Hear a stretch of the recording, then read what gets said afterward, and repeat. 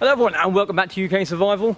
Today for it's meant to be a Tippy Tuesday video, but it is Wednesday. I do apologise, I was busy yesterday. We're going to be looking at how I used to set my Basha setup or tarp setup for the British Army. Find a hole!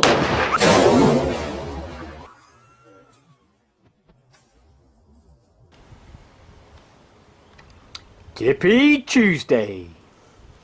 Okay, so I was in the army for nearly 16 years, and we experiment a few little things around how to put your tarps up, but we call them bashers, set up in the army two different ways.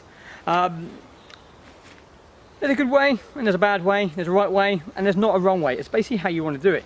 Every soldier, when they get issued, they get a tarp. I've got my old one, DPM tarp, which is waterproof on both sides. It's got tie lines, I'll show you in a bit when I open it up. And they also get two bungees. So every soldier has a tarp and two bungees. Between the two soldiers, they'll have four bungees, allowing them to put up the tarp. So you have a ground sheet, you have a top sheet, or you use the stretchers and that sort of stuff. That was really, really well.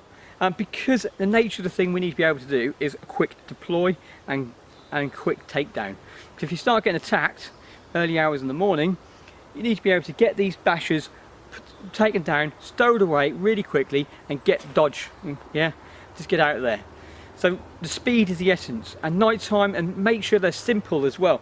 We can see lots and lots of people put bashers up or tarps and really complicate. You've got ridge lines going across, you've got all these fancy knots, you've got tarp hitches, you've got the clove hitches, you've got the fisherman bends, double fisherman bends, yeah, all these sort of really fancy sort of knots to go around there. But if you're doing that in the dark with no head torch because you can't be seen, it's just not practical to do those sort of things. So that's why they use bungees. So all they've got to do is take the tarp out, find a corner, put the bungee, wrap it around the tree, attach it to the end of the tarp. But the problem with those things is it moves around, so as water, if it's pouring in a rain, water can seep on top of the tarp and it can push down and pull, then you've got fresh drinking water.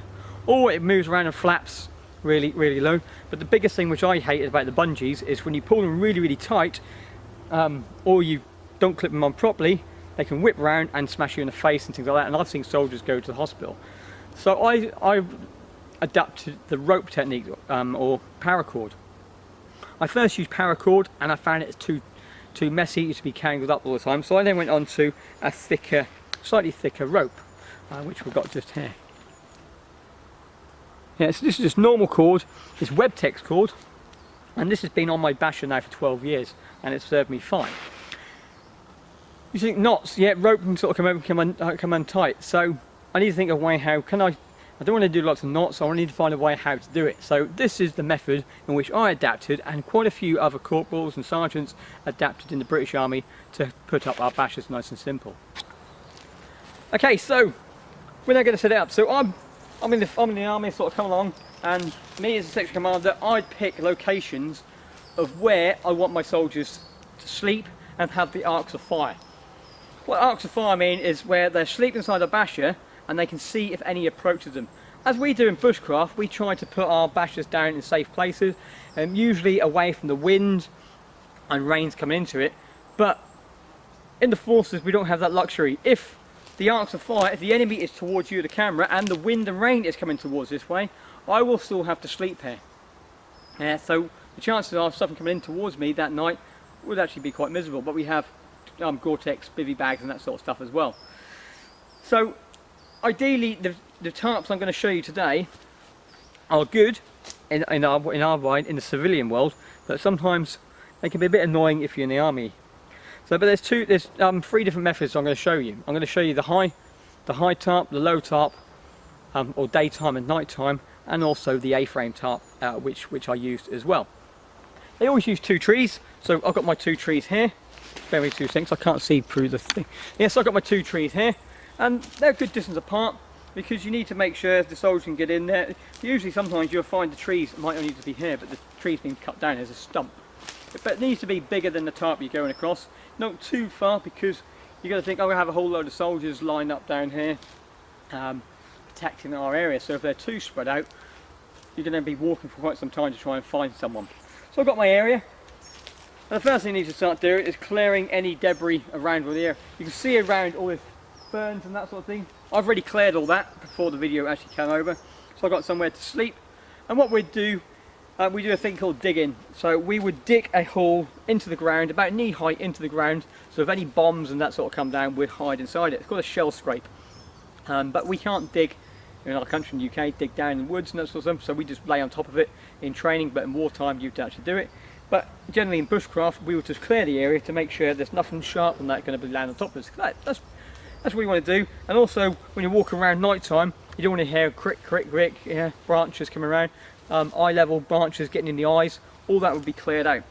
So I've done all that around here. Now I get my tarp.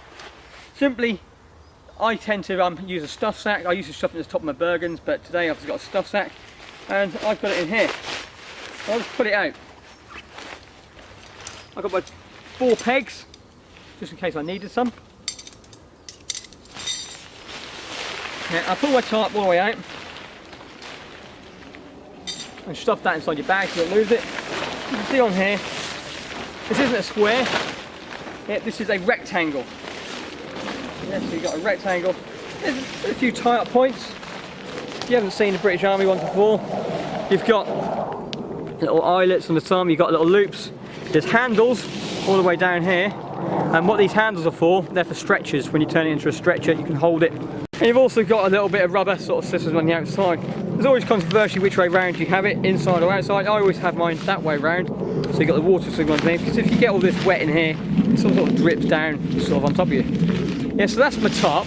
Okay, so what I've done just now, I've just laid it on the floor so you can see roughly what it looks like.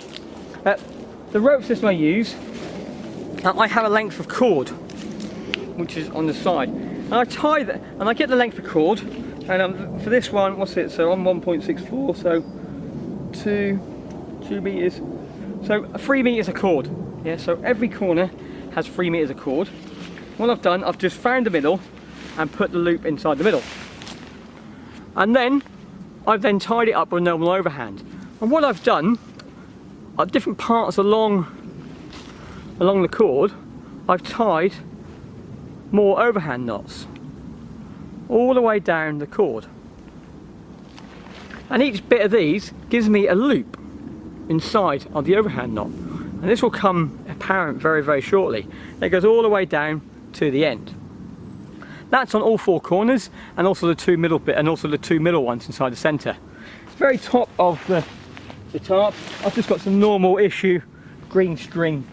Generally, I have that as throwaway cord. So if I've got to run away quickly, if I've got to tie it up somewhere high, I have a big bit of cord. I've tied it on at the if I'm setting up. I'll then just use my knife and cut it down, and then take it away, or just put it and it pulls out really quickly, because sometimes you can pull a bit of string quite high up into the tree and it's really, really hard to get it down. So I just use some throwaway bit of string inside there. And what happens with this cord, I'll go over to the tree now and I'll show you. Okay, so I've just wrapped the cord around this tree, and you can now see how this system actually works. So along it, I've got all these different knots, and very, very start of it, nice and easy. All I need to do is find a knot, put it through a loop, and then pull it tight, and that's it. Yeah, so the friction, so that knot there inside the loop is pulling it tight. Yeah, I can pull on this all the time, and that's not going to come out.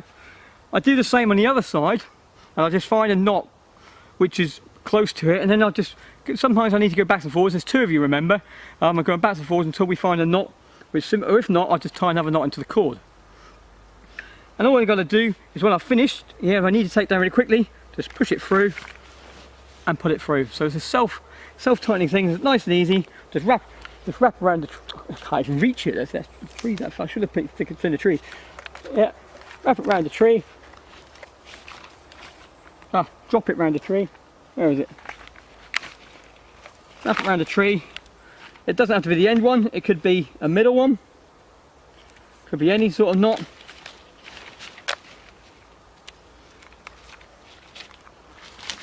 Got caught on something. So just wrap it around the tree. It doesn't have to be the end one. It could be a middle one. So no matter which one, go through. Yeah, just find that knot which is going to work with it. It's not going to be the end one this time. There's a second one in this time. Yeah, and I can put it tight, nice and tight, and I can taut it up without using bungees. Nice and quick, wrap it round, find a hole, you're on. That's what we say. So that's it, just nice and simple. So I'm going to set this tarp up just to show you how quick and easy it actually is. Okay, so I've got my tarp laid out, so I've got my 2 trees, so let's see how quick and easy this is. Okay, so first I'm going to pick up my corner, I wrap that around the tree. Now I'll run the other way for receiving. Yeah, so I wrap that around the tree, and all I do for this one is just find a knot and just secure it into there. So that's my first section. I don't know how long it's going to be, so I'll keep that nice and taut. Coming over there. This time I've got my other cord, so I can wrap it around this tree and then try to find a point in which I can attach the two knots together. In this instant it's this bit here. Hit one side. Yeah.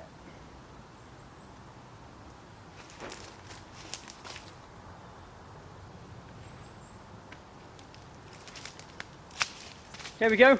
So I've wrapped it inside there. This is just as tight as having a normal ridge line. And all I then to do then is take my 2 stakes.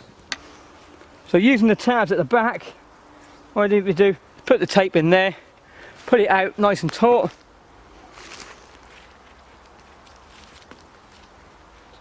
And peg it into the ground. If I didn't have any sticks, or I tried the sticks in the ground, again, if I got to go away quickly, pull those 2 things down, rip the tarp, shove it in there. I'm leaving no trace. The biggest thing is in the army sort of thing, but what we do when we do stealth camps, you leave no trace. If you start leaving tent pegs laying around in the dark, people are going to know you've been there, and it could disrupt the overall of the aerial atmosphere of the area.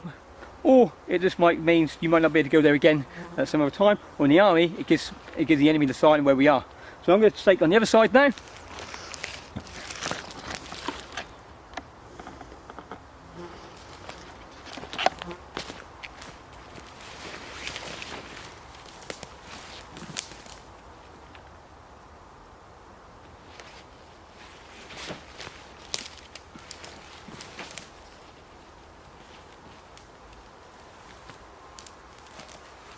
So I've got that there. If I wanted to, if I want a bit more extra height, this is where the string would come in.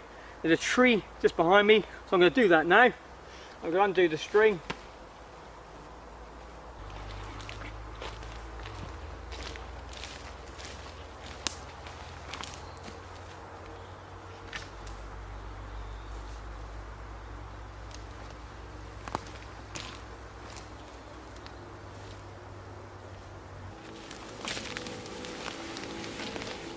So there we go, so that's now set up.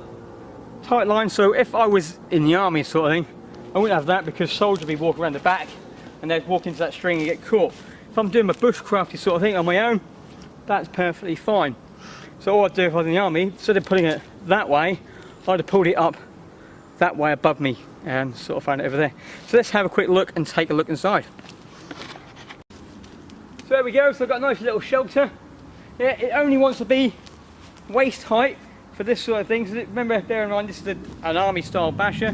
So night time you'd have it at waist height. Daytime you'd lower this down to knee height, so less visibility, because you're not going to be inside it normally. Yeah, it's only there to protect your kit, keep it wet and dry. So you lower it right down, so you're going to get your kit in and out when you need to. Most of the time you're out of your pit, you're in front of yourself doing lots of stuff inside. And then when it gets after last light or sunset, raise it up to waist height. That means you then get inside. When I did set this area, I did make a slight mistake. I cut the trees too long. Yes, I've had to use the long end of my Basha or tarp instead of the short end. Usually I like to have the short end this way, so it gives you more length from laying down there, because in the force, if we were to lay our head this way, rifle next to us, if we get attacked, we can get the rifle up, we can fire. In survival situation, bushcraft, this is adequate enough now, because we can have our kit stowed at the back and we can lay down the front, we can have our fires and all that sort of stuff at the front. It's a nice little shelter. Yeah, so let's have a look inside. I'll be a bit closer for you. Yeah, so I can get inside here. It's not ideal. with the ferns and sort of thing over here. So I could lay down here, and I'm only 5'6" or 164 centimetres. I can lay in here and get my head underneath the shelter, even laying this way around, but the mildew and that sort of would come down and get my feet wet. Yeah, so therefore in this situation I would be laying this way, not the way I'm wearing now, but I can use that over there. If you haven't got sticks and that, you could wedge your walking pole or stuff underneath that to raise it up. Oh, ouch, got caught with stuff. So that is one of the methods in which I used, and the quick release system. So I'm going to take this one down now and just show you the other method, the A-frame. Right, so see how quick it is to take down now.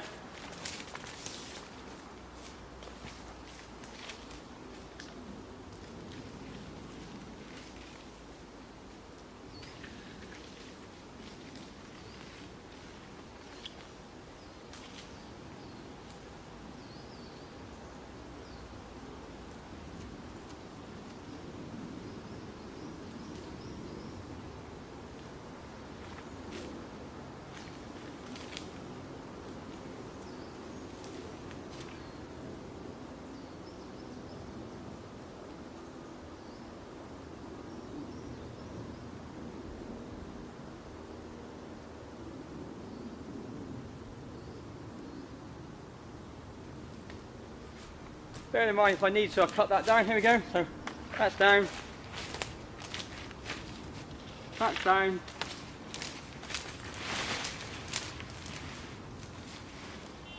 One peg. Two pegs. Shove it in the stuff sack. That is it. That is how simple. That is it. That is how simple it was. Shove it in the stuff sack. I'm gone down within under a minute. How good's that? No worry about ridge lines and flapping around. Because it's slightly tight rope, it's because it's the cord I'm using and the knot system I've got in place, it doesn't tangle up. Yeah, I've never ever had that tangled in 14 years doing it. Sometimes a little bit, get caught, you pull it apart and it's totally fine. So that's that method. Now let's go to the A-frame. Exactly the same as last time. Now this is one where I would use the length of the tent, the length of the shelter. I've got a cord in the middle.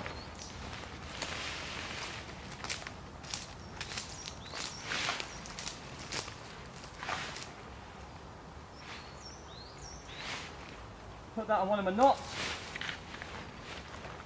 but this time I don't want it too high. I want it about waist height again.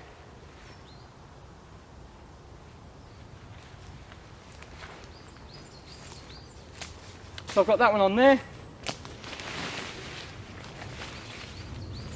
Got my other middle one. Yeah, as I pull it around the tree, it's like the ridge pull going across. The rope's doing the work for me now.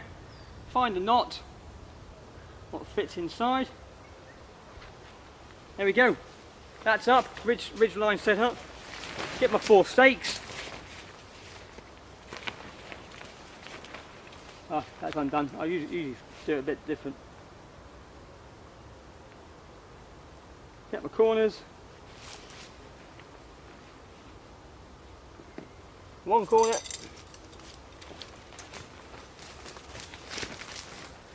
Ideally, yes, we know we wouldn't be pitching here with a silly great big thing, but for demonstration, beggars can't be choosers.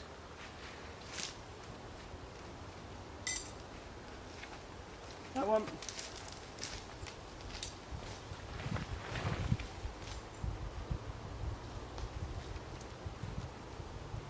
That one.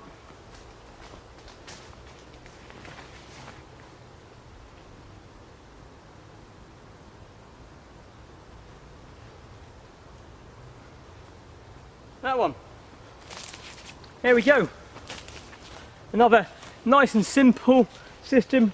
A-frame rigged up. Yeah, this cord I know. I would have got rid of that.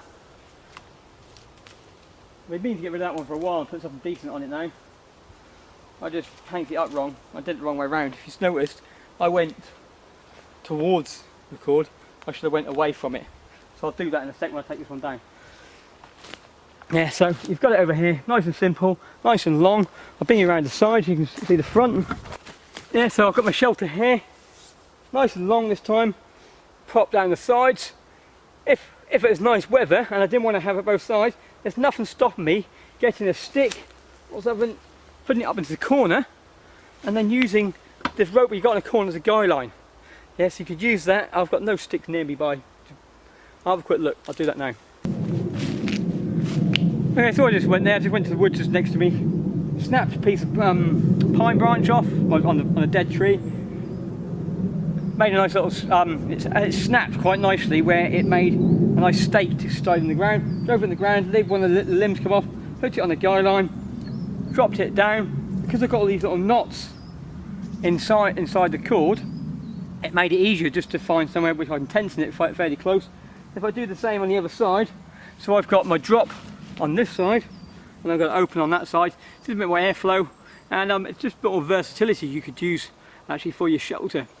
Really bad weather storms, what you've got to do is just drop that down, repeg it down to the bottom, and again you've got yourself a lovely little A-frame shelter with a nice quick release system with no knots, no special skills.